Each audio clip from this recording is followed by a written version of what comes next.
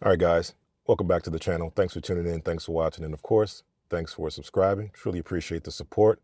We're back at it with version 14.2. And this time we're going to go on the highway and test out the highway, test out MadMax.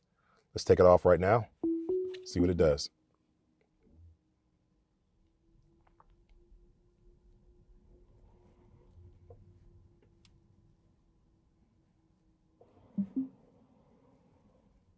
I would have backed up a little more because we have so much space, but that's okay.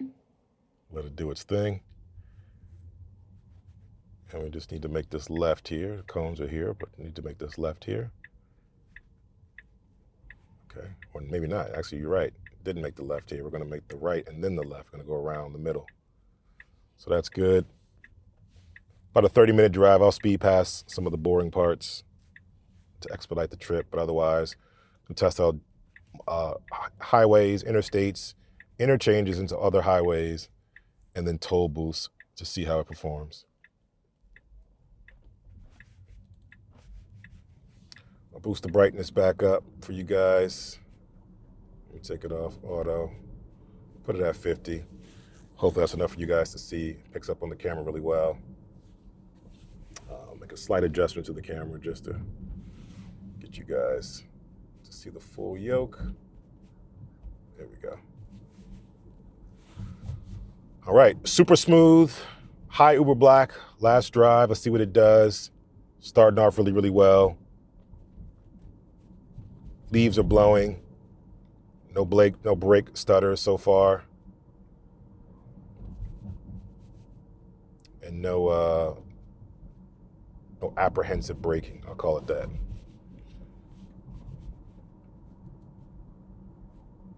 Got it in standard mode. We're in a suburban area. Speed profiles are still hit or miss.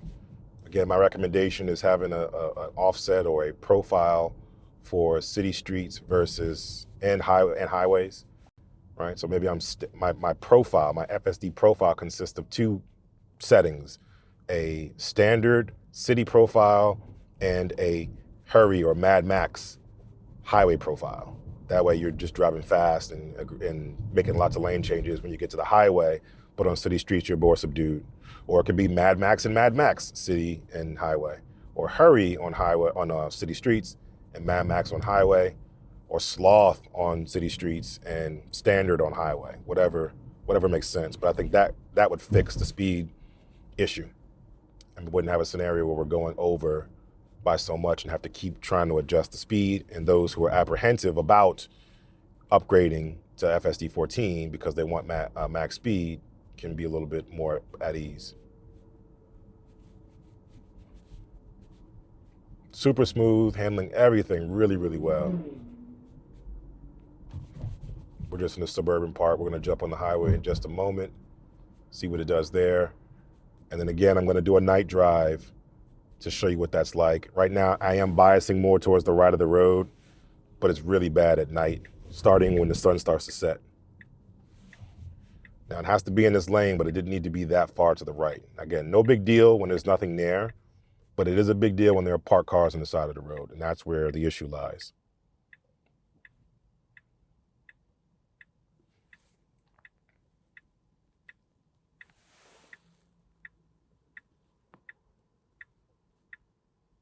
Just gonna come over a little bit here.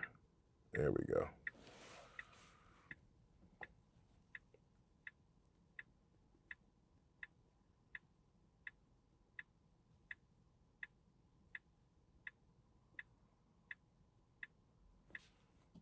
Check my route here.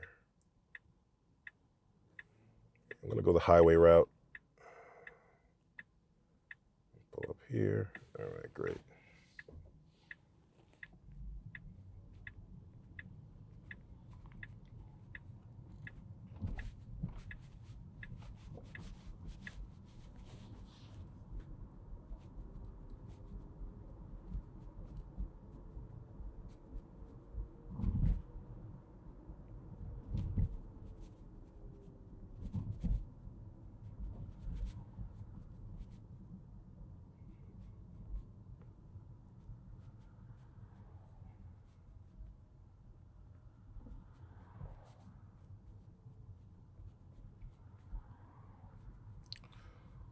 I feel it thinking a little bit about whether wanting to let that car go or not. No big deal, no big issue, nothing uncomfortable, but I can just feel it thinking like, should I let this car go? Should I not let him go?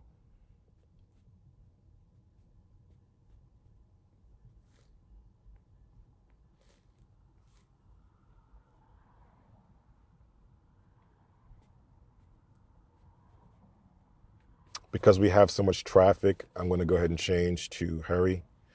And for those asking or those who don't know, again, just not taking full advantage of the screen. The speed profiles are here. Again, probably the same in the Model 3 and Model Y. And depending on which speed profile you're on, you may not be able to see one. So now you see chill, standard, hurry, MadMax, but sloth is this way.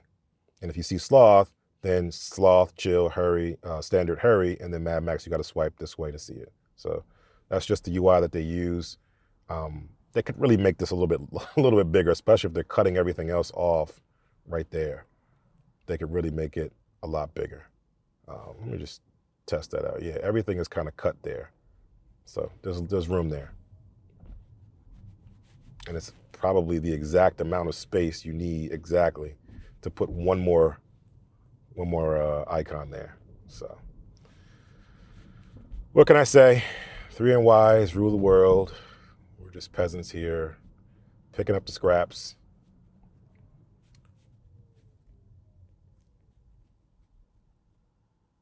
But one day I'm hopeful that we'll be able to really focus on this UI.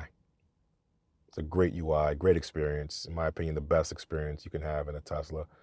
May not be the best performing for full self-driving because it's all trained on 3NY, but it's the best user experience of operating or driving a car, having all that vital information right here and having all the ancillary data right there is a great experience, especially when you can tilt the screen towards you and make it more oriented towards you. It feels like you're in a cockpit of a spaceship. Really, really good. Really wish they'd lean in a little bit more on it. Single screen for me is not ideal, just because you're looking so much at the one screen that it starts to fatigue me. It starts to make my eyes hurt looking at one screen to the right of me all the time, as opposed to being able to just glance down or see in my peripheral information directly in front of my line of sight.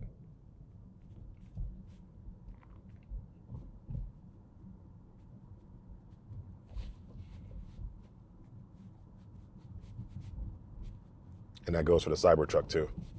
It's such a big dashboard. You lose a lot of the prestige of having such a big dashboard, big car, by having everything on that one screen. Granted, it's a bigger screen, but if you had an instrument panel and the screen, then you really feel like you were in some kind of Mars rover situation.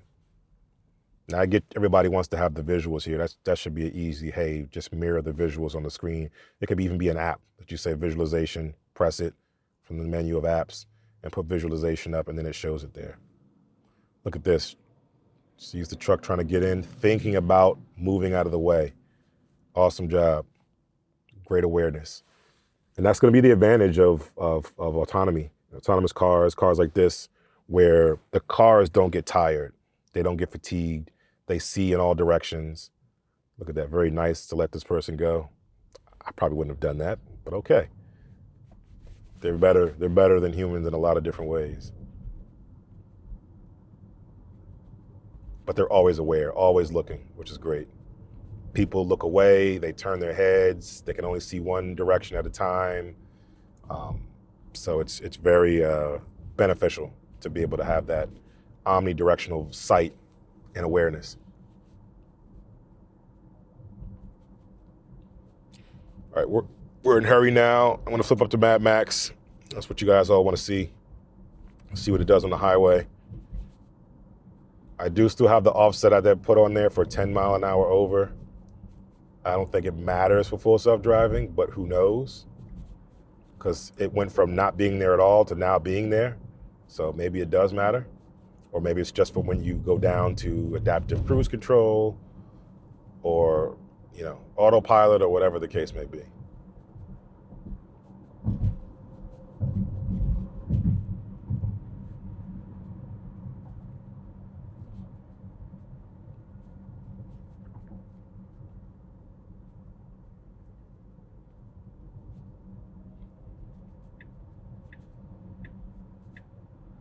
So what I'm looking for here in the highway is unnecessary lane changes or lack thereof, where it can just kind of stay in the same lane and make the lane change to get around someone to go faster, and that's it. Not lane change to the right and then change back to the left randomly for no reason. We're also looking for is it getting in the pocket of a lane and committing and making a lane change and not getting halfway through and swerving back. That was an issue for the last build. Here we go, first lane change here. Great job, right in the pocket. Gets in there, no problem. Nice and smooth.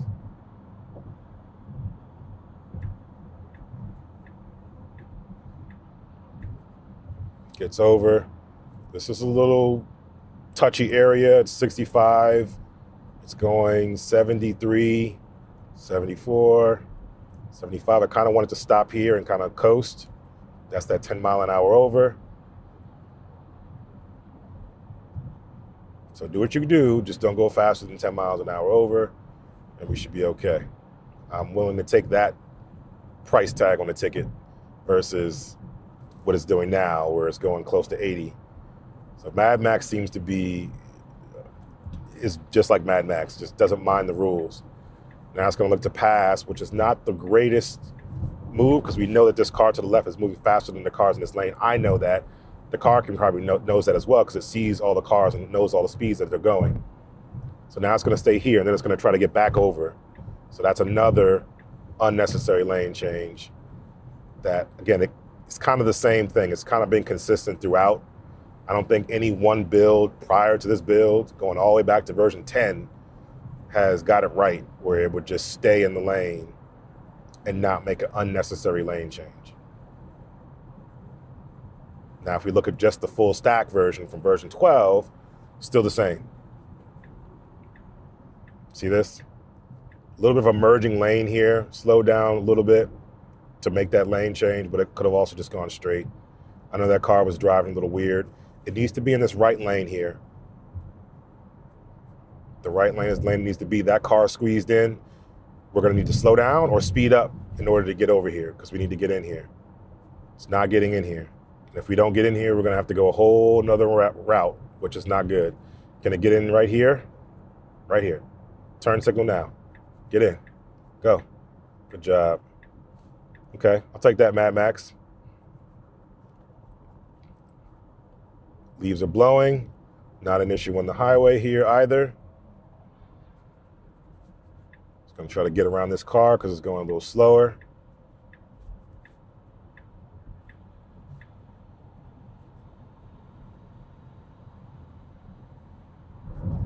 Good job.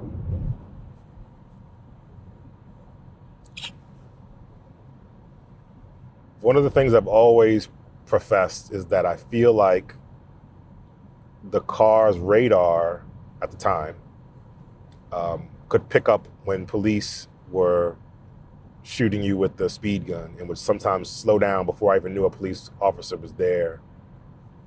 Obviously, we might not be using radar right now, but I'd be interested to see what precautions it can use for that. Same way it knows that speed cameras are there because they're on the map, it's a fixed position. But police officers shooting us with a radar detector will be interesting. We could have some way to detect that and make adjustments. That white truck is definitely on MadMax mode.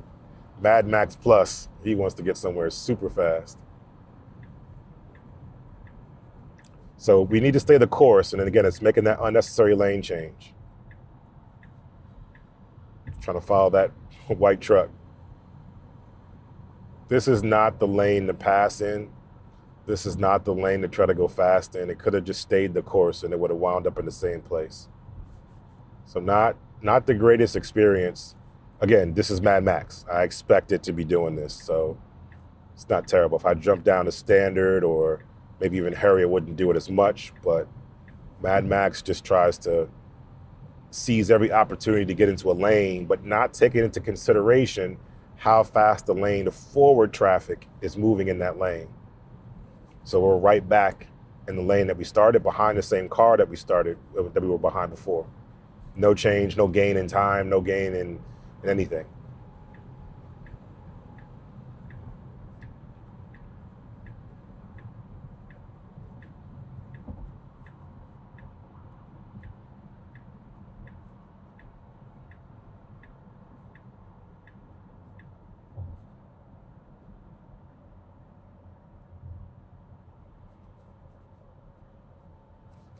I'm gonna try to deviate this here just so it goes to the secondary toll booth. Don't worry, guys. Bill's on me. I'll pay the tolls. You guys can see this because I believe this is just one toll booth. So I want to see the consistency. Does it always choose the right lane, the correct lane that it's supposed to be in, or does it not? Good job staging the correct lane to be in. Nice and slow going in here and cautious of the cars that could potentially try to jump the lane as it merges. So this interchange from one highway, interstate highway, to more of a county highway or state highway. Here we go. Toll road.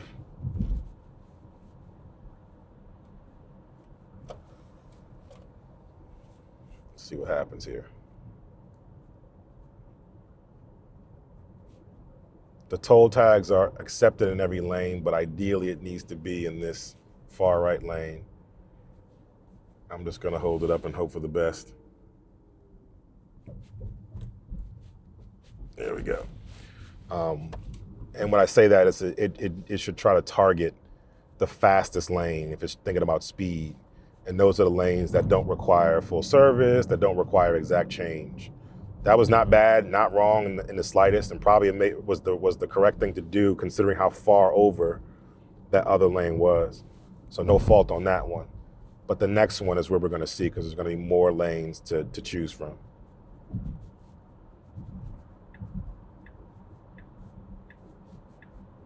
Actually, I take that back. I did the wrong one. I'm gonna go with the original plan. A little bit more traffic, but that's the one with the toll. I've driven up here in a while. Trying to get over, not open. See that? Not open, didn't try to force the issue. Sees an opening, goes for it, nice and smooth.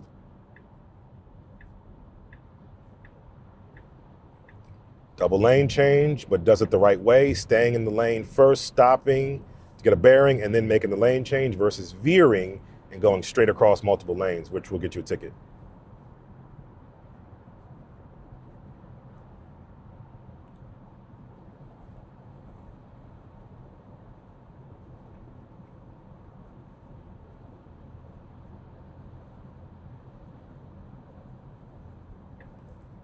Super smooth, super comfortable. Just trying to cut through these lanes at a high speed. So now we're in the 55-mile-an-hour zone. I keep my eyes peeled. I'm gonna let it rock. Ideally, I would not ride MadMax on the highway like this because, again, that max speed is still an issue. I would do hurry or standard to be safe, but just for the purpose of this video, scientific exploration and testing purposes, I'll keep it.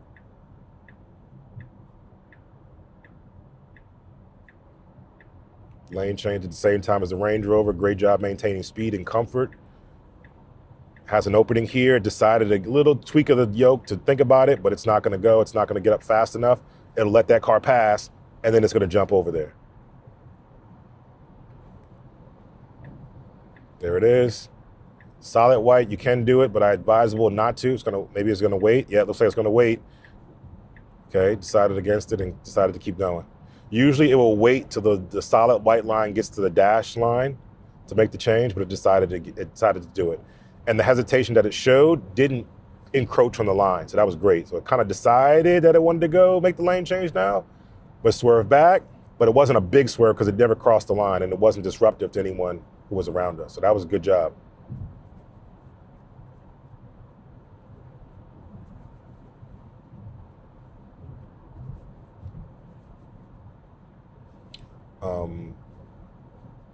Okay, let me just check this because there's new traffic conditions here that the car is unaware of. So the map data is kind of incorrect here.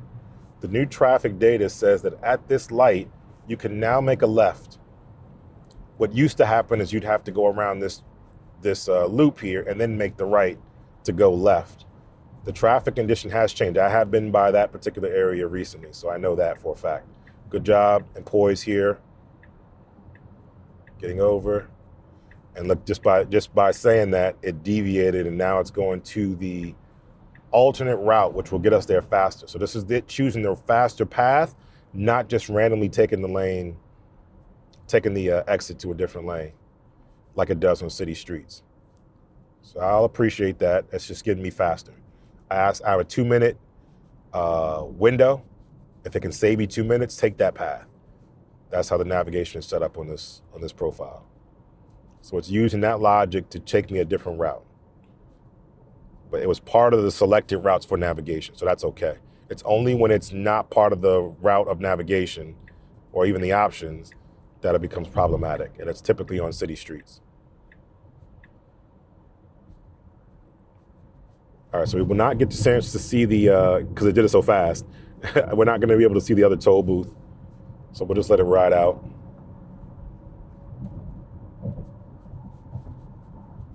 Probably could have put a turn signal on right there, but no big deal.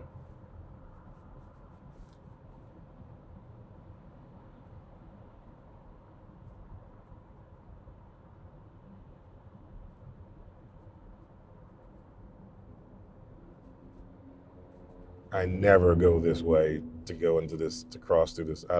This town is not friendly. It's not friendly.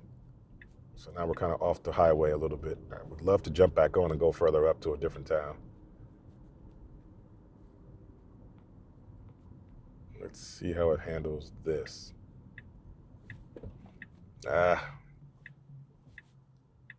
ideal, but safer. So let me see if I can, I just want to get out of this town and get to a better town.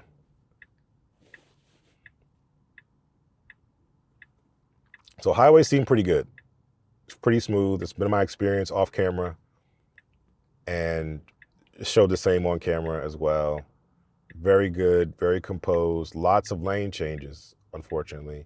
And sometimes, and actually not even sometimes, oftentimes, it chooses a lane without considering the speed of that lane and winds up having to make unnecessary lane changes. So that still needs work.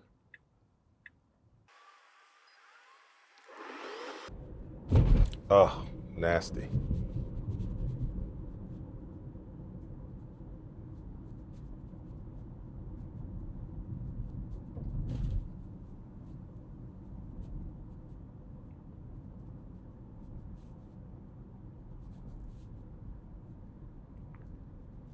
Oh, I know a street is going to turn down too. Oh no, it's a bad street. Lots of potholes. It's not a well-kept city, unfortunately. Oh man, this is a tight turn. I want to keep an eye on this one. I've been totally fine with curves, but this is a really tight turn under a bridge that, if it doesn't take the right way, and it anticipates this person walking, looking at their phone. People. Now we're stuck at the red light in the crosswalk. Like they're still walking across the street looking at their phone with headphones on. That's just not smart. Come on, kids. We can do better.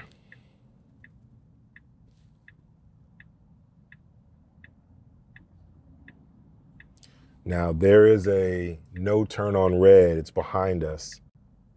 It's that sign there, no turn on red. So it is actually adhering to that. So that's the good news here in all of this, is that it's actually adhering to the no turn on red. As soon as I say something, it wants to go. Okay, so that's how it's gonna be. Okay, so maybe not. Take that back. I'll flag that. Now, if I look back at the camera and it doesn't say no turn on red, then fine. But I believe it did say no turn on red, just like these say no turn on red. Way to go, car. Way to go. Way to make me look good. It's just light after light after light in this town. That's why I don't like it. It's not well kept, and there's just so many lights. And they last so long.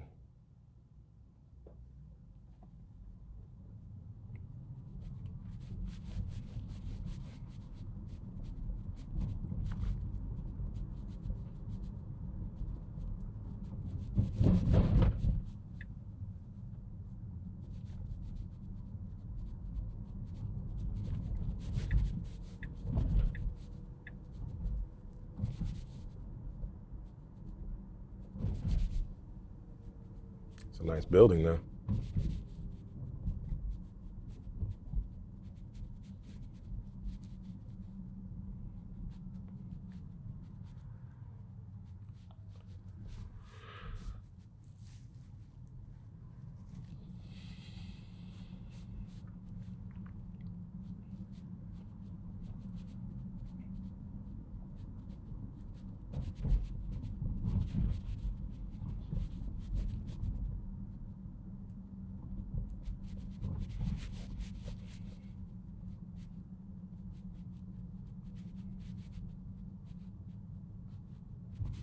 A little bit of pothole mitigation, not avoidance, but mitigation.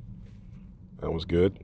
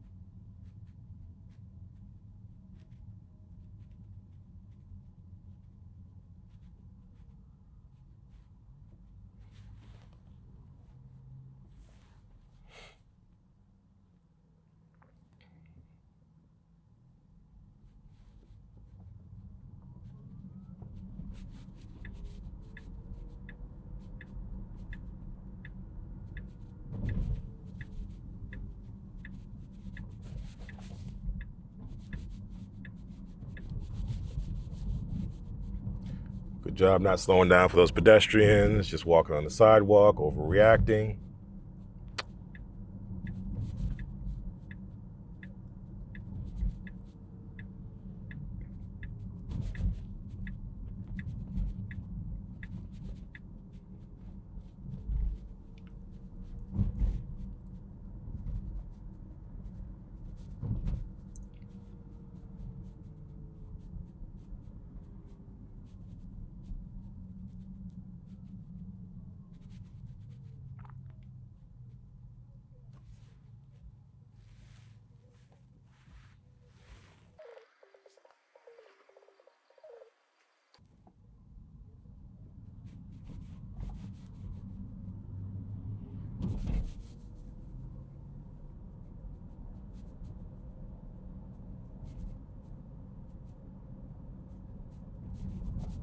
This road is bad. There's tons of potholes and uneven surfaces that,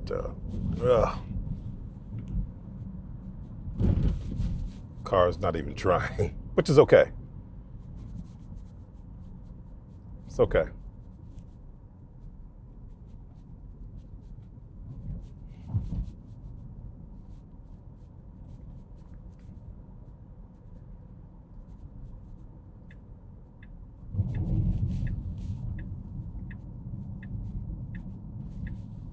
Just changing my destination options here to street.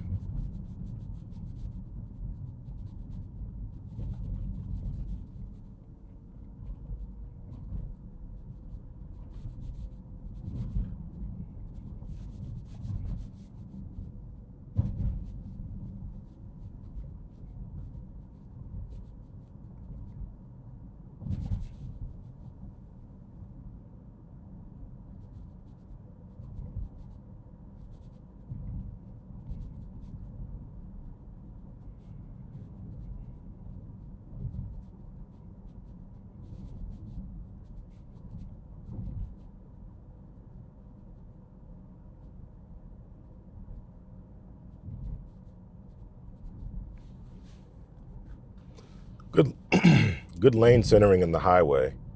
I don't think I mentioned that, but great lane centering on the highway.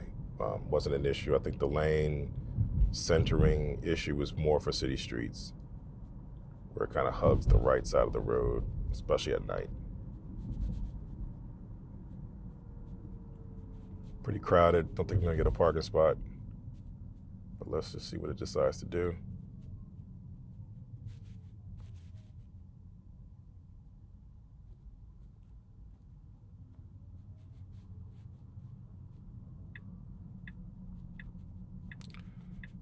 Yeah, this is not quite a parking spot.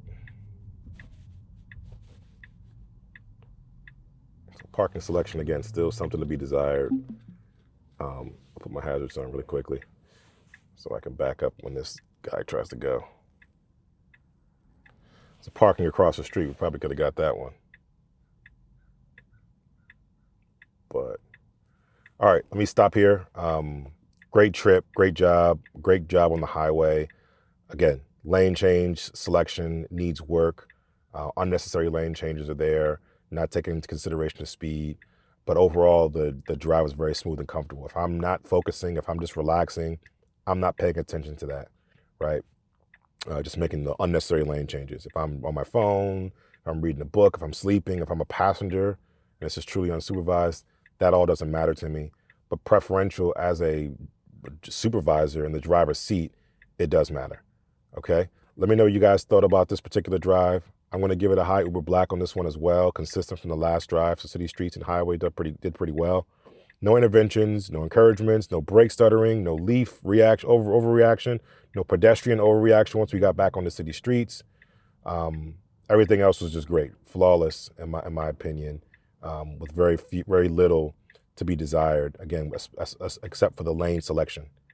Let me know what you guys thought about that in the comments, and let me know if you got this particular build, what you think about it on the highway, and let me know where you are too. It matters where you are. Until the next time, enjoy your day. Enjoy your Tesla.